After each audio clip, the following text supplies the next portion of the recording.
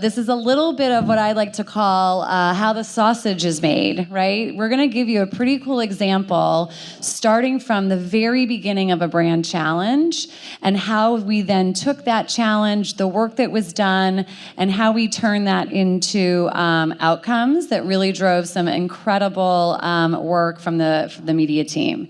So I am Lisa, this is Alexis. Side note too, we have in-house media buying and activation within Bayer, which makes this even more exciting. And you'll see how it's a difference maker, bringing the strategy early in on developing the outcomes and getting to the work. So this is about a brand that is very near and dear to my heart, which is One A Day. Took for granted that OAD was clear, but One A Day brand.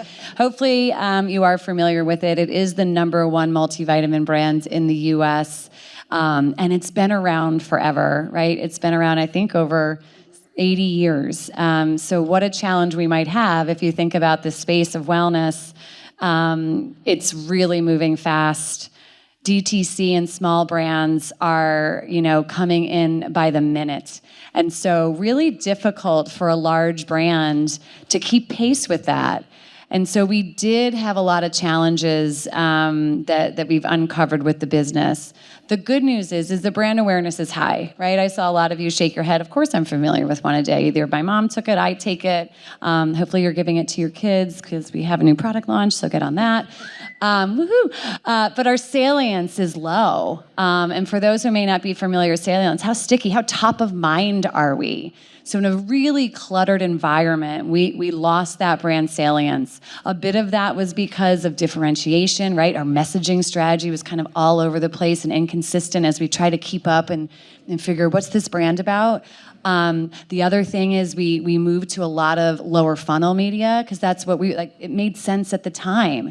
And it's that whole long and short game. So maybe we over-rotated and didn't get that top of mind awareness, which is important for a large brand. The other challenge for this is the audience is really broad. What makes this brand great is that we have a product for everybody. Well, that makes this brand difficult to market if we're marketing to everybody when people want to be marketed specifically. But you'll hear how we're really taking on that challenge. And again, we are #1, and I continue to be proud about that, but we're declining. And so that's a real challenge. And so what did we do? I'm not going to geek out too much on marketing because I know that might lose some because this isn't necessarily what we're here for. But this is a little bit of peek behind the curtain on what we call brand fundamentals, right? What are all those things that make a brand really special, that you really want to hold strong to, that define your brand and help drive those strategies? And so if you go around we call it a hive, but you have pyramids, you may have seen things of this in any client you work with. But you start with the brand insight, right? What is the brand looking to solve? Who are we talking to? And then you move into your point, we call it the PODs, the points of difference. These are really important. I think they can inspire a lot as you think about the media plan and activation. That's the piece that needs to become even more salient, right? What makes us special? Why would you buy One A Day? And so we look at it through 3 lenses, which is functional, experiential, and emotional. And those really helped us unearth what was so special about this brand. And we really, like I said, we went back to our roots. We tried to keep up with culture, and we had a hive that changed every year because that's what we thought mattered. But what really mattered, and when we talked to consumers, is they always said, this is the brand for me. Right? You always have something, whether it's for under 50 or when I'm pregnant and I need a prenatal, I feel that this brand is for me. And so we really leaned into that with our brand essence. This is the most kind of guiding principle we land on, which is made for you for life. And so that we can travel with you throughout all of your vitamin needs.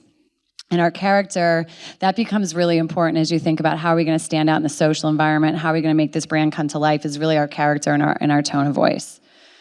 So this is a little bit of a look of before and after, and honestly, this looks too pretty. If I'm being frank, I gave it to my design agency. I'm like, you could be bad. So the one with the, I don't know what side it's on, but with the halo in the back, God's rays, that is the before. And what you'll see is we were rooted a lot in science. maybe a generic message around just a complete multivitamin, right? We weren't leaning into what made us special. And if I was to play anything, if these were animated, you wouldn't hear a tone of voice that even stood out, right? It was wallpaper. And it was really inconsistent over time. And so this new brand identity and whole visual ID, bringing that hive to life, you can see how when you have a brand essence, how it shows up. This is the one for you. A logo that's streamlined, packaging that stands out, is cohesive at shelf, easier to shop, right? Making it for the one for you. If you went back and you saw that POD, the experience we want to give people is simplicity, right? We want to make it easy for them to choose. So packaging and really leveraging some of those brand assets. So this is new. Hopefully as you're shopping your local stores and buying one a day, you're seeing this phase through to shelf. If you're watching Sunday Night Football, you're likely seeing our women's spot. Sorry if I got ahead of myself. But this is really what we needed to help with. So I'm going to pass over to Alexis, but really the outcome that we needed to do and that we're on a mission is twofold. One, we really need to build back the brand equity against those guiding principles that you saw. That's the long game. And of course, as a marketer who owns a P&L, the short game is we need to get sales as fast as humanly possible so that we can turn around that declining brand story. So I'll pass it over to Alexis to talk a little bit about how we made that happen. Awesome.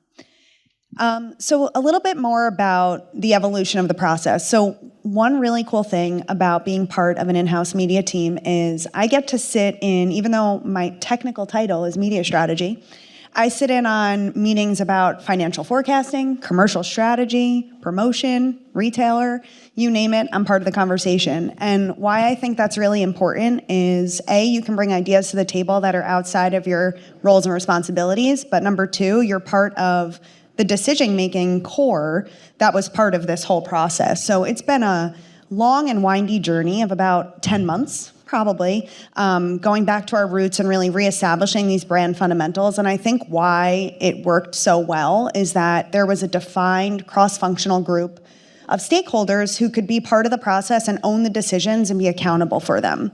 And we all knew, like we could recite that brand hive. And we all knew exactly what the brand was trying to stand for and what we needed to do differently. And it came down to making sure that the creative brief, every time we write a brief, it has to ladder back to that strategy, but also it has to go back to made for you for life. So before, where we had one creative brief for one a day, we now have a creative brief for every single one of our kind of core business lines. And I think that that's different because if you're a woman under 50 or you're a woman who's trying to get pregnant or you're a man over 50, how you experience life and the things you're looking to relate to are probably a little bit different. And so the last part is about optimizing the media strategy. So being part of this whole brand change was really, really exciting. And I feel so fortunate that I got to be a part of it. And the big exciting news is starting now, this just went live basically at the beginning of October, our whole new look and feel. And it'll kick off through 2026 and beyond. If you go to the next slide, it's a lot of words, you don't have to read them. But I wanted to make sure, these are kind of the evolution of the changes that are happening. So as we unfolded, a lot of different pieces came to the table. So we have an internal consumer insights team, we have a robust enterprise analytics team, and tons of nuggets of data, like literally ad nauseum, are being thrown at us all the time. And how do we figure out how to distill that information into a way that can really impact a media plan?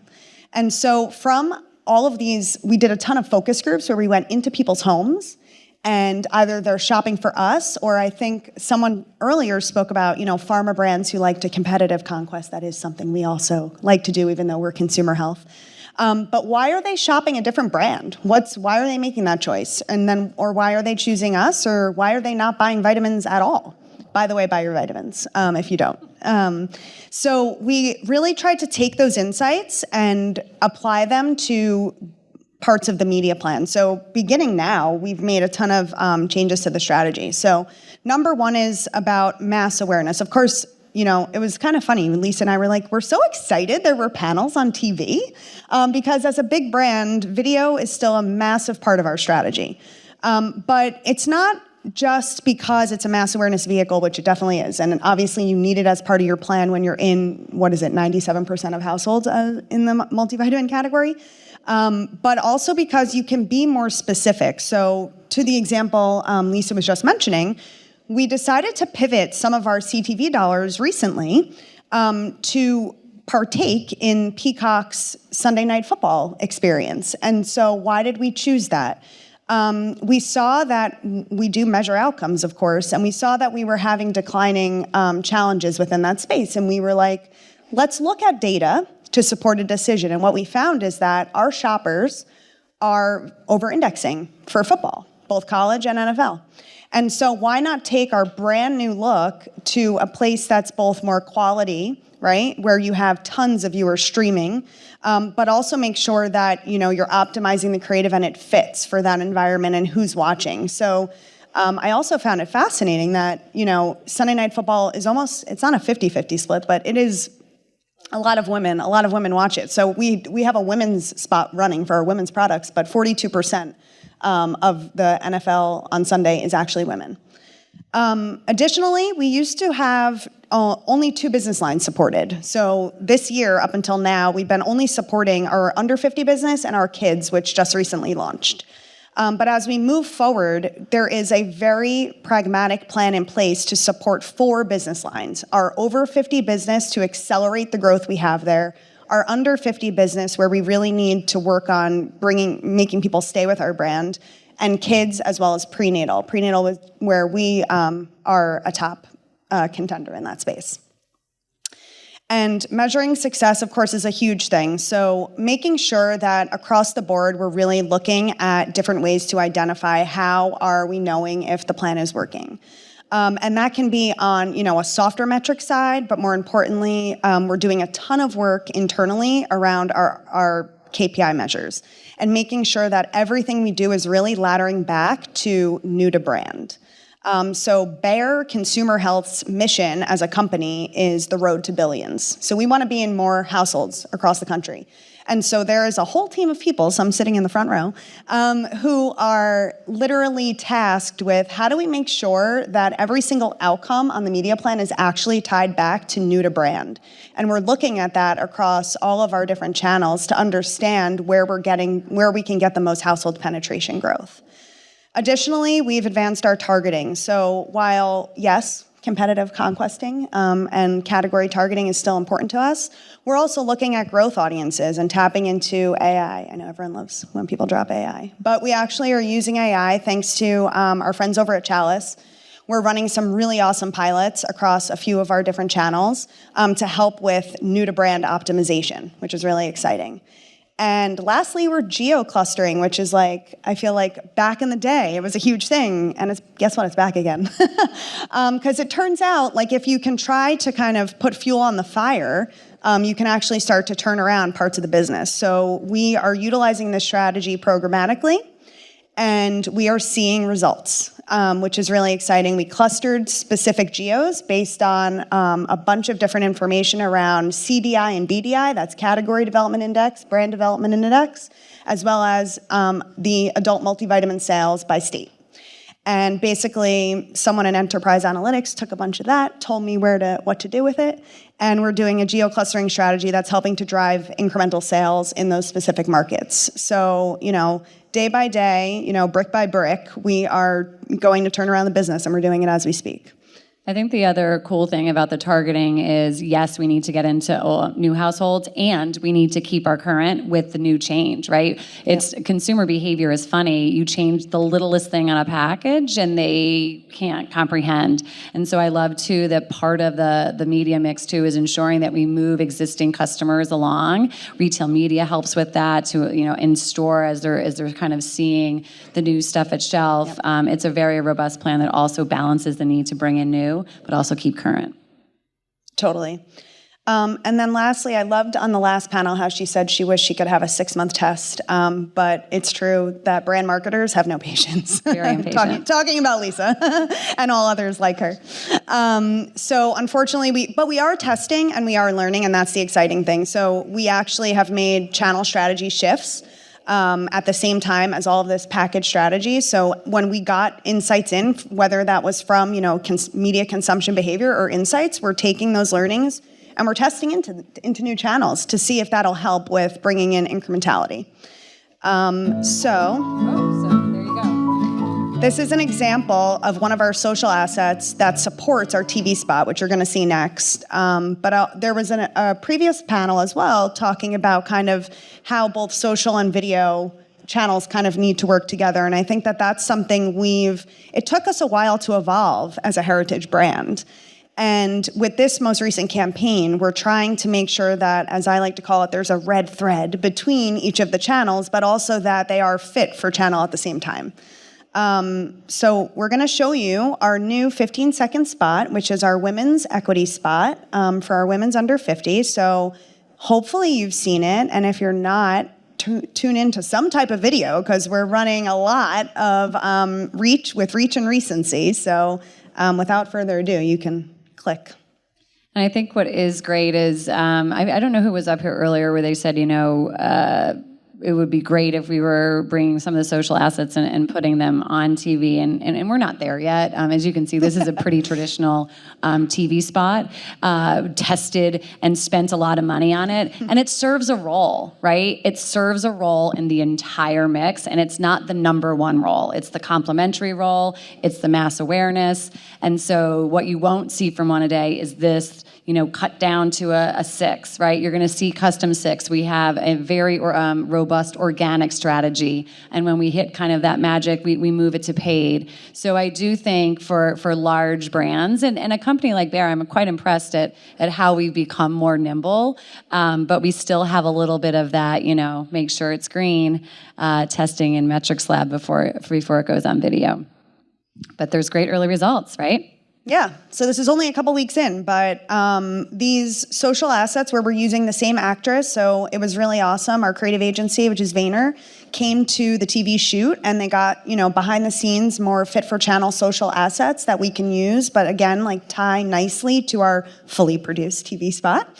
And so far, everything is above benchmark. We don't have any of our lift studies yet. We don't have our ROI yet because it's too new. But I wanted to show you one of the top performing and then also tell you one little funny nugget about it. Go ahead. So here's how you don't know what's going to work in social. Did you notice that the background, there was nothing? It's her typing, and then there's just people talking. That was I hated this. When I saw this the first time, I was no. What is that noise? And they were like, no, this is how we're going to run it because it kind of just sounds like what she's really doing. It's more authentic. She's typing and there's people in her house and this is more relatable. And even though I am personally a mom myself, I was I expected there to be music or, something that would just be a little bit more polished. But they insisted that we run it, and now it's the top performing asset. So sometimes you just don't know what's going to work well in social, and that goes back to testing it out. And if it is terrible, you can always pause it. So luckily, we did test, and it is working, and so far results are great. So hopefully we keep the momentum. Okay, so last slide before we kind of move on to some Q&A, but just a little bit of what's next. And I think Alexis did a great job talking about how we're going to be targeting different audiences. And so it's really cool as we think about having, fit for platform, fit for audience content. You'll start to see some more things for 50 plus in Q1 against channels that matter to them, right? So you see different channels across these. Prenatal, we're not putting that on TV, right? That doesn't make sense. But this is where social, what you don't see here is healthcare professional, KOLs, right? Really getting that endorsement strategy. And then being out of home. I don't know who came through Penn Station today, but 2 of the beloved Bayer brands have absolutely taken over. So if you didn't learn about Miralax or Aleve, shame on you, because it was literally everywhere talking about poop and pain. So out of home is really exciting. Another way to just reach people in very relevant places. And as we look to make that sale salience and that brand equity for one a day at a home, really bringing in a lot more activities, and tying into tent poles. We know for this category, New Year, New You, you're probably already thinking about that resolution that you won't get 2 weeks into, but you're thinking about it. Back to school, fall restock. Those also create really great moments to tie in with our retailers and make that kind of media mix work harder for us. So that's our show. That's the sausage making and a little bit of the outcomes, but we have 4 minutes and 22 seconds as per. If anybody has any questions, happy to take those. I see a hand over there already. Hi. I'm just curious, so I think with programmatic, the impulse is, you're getting data almost daily, real time. Thank you. And you have the opportunity to update your insights very quickly. But sometimes we see marketers lean a little too much into that urge, and then they're rearranging their hive on a whim. How do you what's the litmus test for you of this is just a trend that we're sort of seeing and it's not correlated versus this is something we need, like the Sunday Night Football, this is something we need to take very seriously and implement into our plans? Maybe I'll take it quick just from the brand perspective, and then I would love to hear. I mean, again, there's a lot about the long game, and there's a lot about being clear on KPIs. And so if we had a KPI that was like, hey, we want to be learning insights and adapting every 6 months, maybe that's right. But I think knowing what our KPI is, it's always art and science. And I loved your comment around changing that was the trap I think some marketers get into, like, oh my gosh, all of a sudden everybody's doing X and our brand stands for Y, we should change our brand. Well, maybe we should change our channel. Maybe we should rethink about our audience. Maybe we shouldn't care and we need to just, keep our heads down. So I think being really aligned up front on what matters, what KPIs, but I also think you've got to be courageous to pivot if you need to. And I think Alexis has brought some really amazing things to us that I'm like, oh my gosh, yes, we should be in cinema. We weren't planning on cinema. It makes total sense to be in cinema. So if you want to share maybe some insights from your side. Yeah.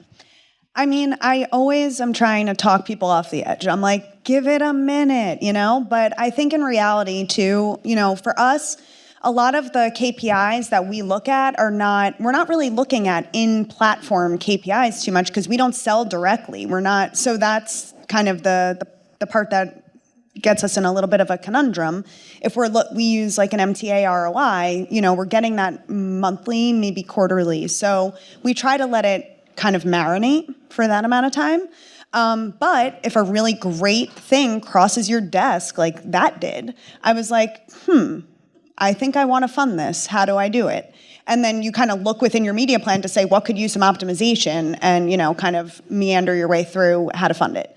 So it's a little bit of both. I try to make sure everyone knows, like, let it marinate. And then to her point, like, if you need to pivot or if there's a part of the business that all of a sudden really needs attention, then back to, I look where I can pull from to support that. So you mentioned for the new prenatal assets, you weren't running TV and CTV. And I'm curious because everyone's talking a lot about the ability to do hyper audience targeting on CTV and outcomes measurement. And so it seems like if that works, then that would be a good fit. But I'm curious why you chose not to, or if you haven't seen success there. We haven't done that historically because we're like an upfront TV buyer. But I was thinking the same thing. I just don't know how that would fit into our overall upfront strategy. It's definitely something I'd be willing to consider, for sure. It's not something we've done historically.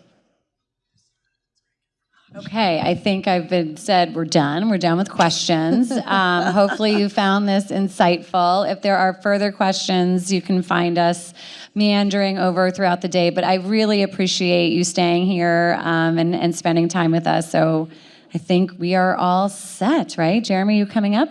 All right. Thank you.